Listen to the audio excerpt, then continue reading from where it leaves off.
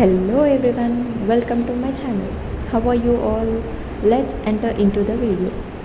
Present జనరేషన్లో అందరికీ ఎక్కువ హెయిర్ ఫాల్ కావడం, హెయిర్ థిన్ అయిపోవడం, వైట్ హెయిర్ రావడం ఎట్ యంగ్ ఏజెస్ ఓన్లీ. నార్మల్గా అడల్ట్ ఏజ్లోనే బాగా హెయిర్ ఫాల్ కావడం, వైట్ హెయిర్ రావడం జరుగుతుంది. మేబీ మనం యూజ్ చేసే oils, hair conditioners, serums, shampoos బాగా కెమికల్స్ ఉండడం వల్ల ఇలా జరుగుతుంది. ఇవే కాకుండా మనం తీసుకునే ఫుడ్లో కూడా న్యూట్రియంట్స్ సరిగా లేకపోవడం వల్ల కూడా హెయిర్ ఫాల్ అయ్యే ఛాన్సెస్, హెయిర్ థిన్ననింగ్ అయ్యే ఛాన్సెస్ ఎక్కువ ఉంటాయి.